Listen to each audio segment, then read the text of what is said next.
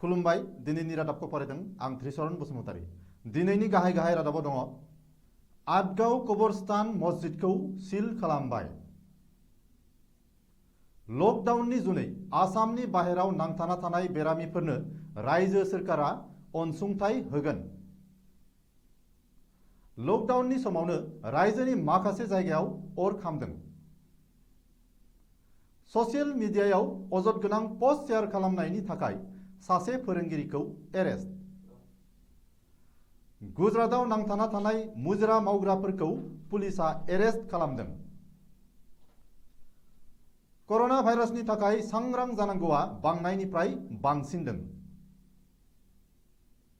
गुबुन गुबुन फसंथान आरो सुबुंफोरा आसाम आर'ग्य निधियाव रां दान होदों।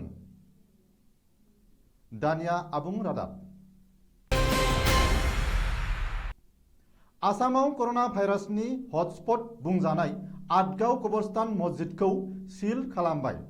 सावस्रि मन्त्रि डक्टर हिमन्त बिश्व शर्माया बिथोन होनायनि 30 मिनिट उनावनो कामरुप मेट्र' जिल्ला खुंथाया गुवाहाटी नोगोरमायाव थानाय आटगाव कबरस्तान मस्जिदखौ सिल खालामो। जिल्ला खुंगिरि आरो मन्त्रि पीयूष हाजरिकाया थांनाय हराव आटगावनि मस्जिदखौ सिल खालामहैयो।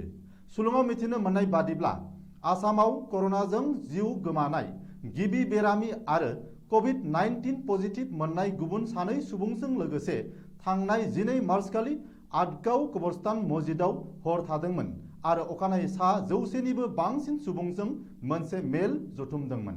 मख'नो गोनांदि बे खौराङा सोराङाव फैनायनि उनावनो आटगाव कबरस्तान मस्जिदखौ कर'ना भाइरासनि हटस्पट होननानै सिनायथिनो होदों।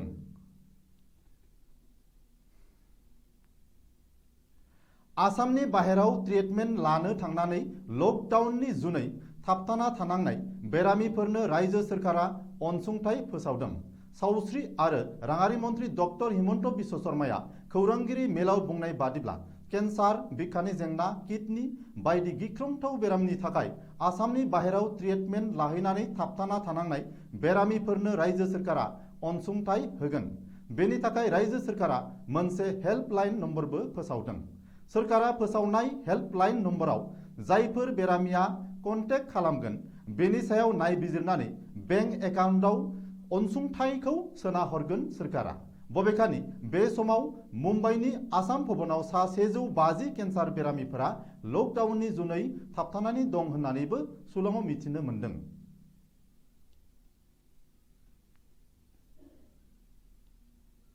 कर'ना भाइरासनि थाखाय लकडाउन खालामनाया सोलिगासिनो थानाय समावनो रायजोनि माखासे ओनसोलफोराव गिख्रंथाव अर खामनाय जाथायफोराबो जागासिनो दङ होननानै सुलुं मोन्दों।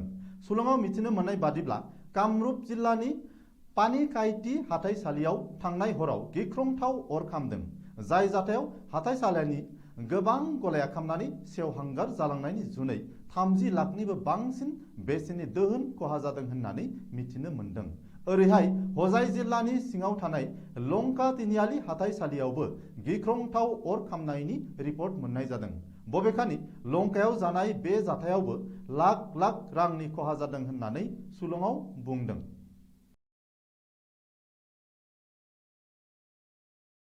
गिख्रंथाव कर'ना भाइरासनि बागै ससियेल मिडियायाव अजद गोनां पस्ट शेयार खालामनायनि दायाव लखिमपुरनि सासे फोरोंगिरिया जोबथेसालियाव थानांबाय। एरेस्ट खालामजानाय सुबुंखौ बिहपुरियानि उत्तर कलागुरि गुदि फरायसालिनि फोरोंगिरि आरो जमुनामुखनि थागिरि प्रणब ज्योति शर्मा होननानै सिनायथि होदों। लखिमपुर पुलिसा सुलुङाव फोरमायथिनाय बादिब्ला कर'ना भाइरासनि थाखाय लकडाउन खालामनायनि आयेन सेफायनाय आरो बेनि बागै ससियेल मिडियाफोराव बांसावनाय आरो अजद गोनां पस्टफोर होनायनि हेंथायै लखिमपुर जिल्लायाव दासिम मोन 17 केसफोर रेजिस्टार खालामबाय। बेनि अनगायैबो 28 दायनिगिरिफोरा एरेस्ट खालामजाबाय आरो गं 18 गारिफोरखौ सिज खालामबाय।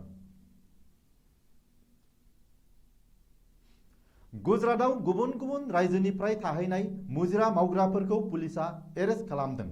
सुलुंनि बादिब्ला लकडाउननि थाखाय गुजरातनि सुरतआव थांनो फैनो हायि जानानै थानाय मुजिरा मावग्राफोरा थानो जानो थाखायबो रांनि आंखाल जानानै भुगिनांदों। शुक्रबारखालि सुरातआव माखासेमानि मुजिरा मावग्राफोरा थुबुर जानानै गावसोर मोननो गोनां दान बान्थाखौ बिगोमाफोरनिफ्राय मोननांगौनि दाबि होनानै आरो गावसोरखौ गावबागाव न' फारसे थांनो हानायनि राहा खालामनांगौ होननानै धरना होयो। बबेखानि बिसोरनि धरना होनायखौ पुलिस बिफाना गोख्रोङै होबथायो आरो लाठि चार्ज खालामनायनि अनगाबो सा 50सो मुजिरा मावग्राफोरखौ एरेस्ट खालामो होननानै सुलुङाव बुंदों।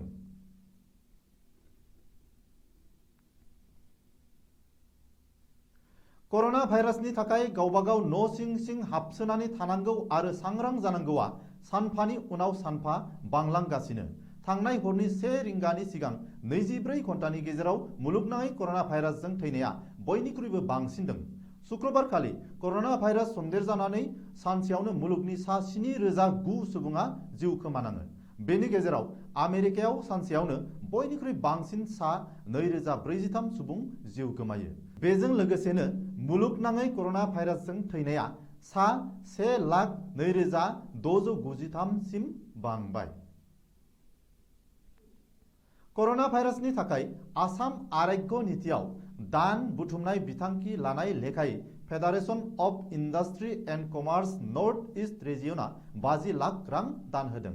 दान होनायनि रांखौ FICनि बिबानगिरिफोरा आसामनि मन्त्रि डक्टर हिमन्त बिश्व शर्मानो गांनै चेक होनानै गथायो। बेनि अनगाबो दालमिया सिमेन्टआ 25 लाख रां, MS पूर्वांचल एन्टारप्राइजआ 5 लाख रां, MS इलेक्ट्रनिक्स प्राइभेट लिमिटेडआ 10 लाख रां, प्राइड ईस्ट एन्टारटेनमेन्ट प्राइभेट लिमिटेडआ 10 लाख रां, MS wind power infra private लिमिटेडआ 15 लाख रां, MS Brahmaputra river trading private लिमिटेडआ 15 लाख रां, MSNK पावर इन्फ्रास्ट्राक्चारआ 40 लाख रां, नुमलीगढ़ रिफाइनारि अफिसार्स एसोसिएशनआ 45 लाख रां आरो माखासे फसंथान आरो सुबुंफोरा कर'ना भाइरासनि थाखाय आसाम आरोग्य नीतियाव दान होदों। मख'थावदि आसामनि मन्त्रि डक्टर हिमन्त बिश्व शर्मायाबो कर'ना भाइरास अलखदनि मुङै PM केयारआव 1 लाख रां आरो आसाम आरोग्य नीतियाव 50,000 रां दान होदों। दिनैनि रादाबा एसेनोसै। गोजोन्थों।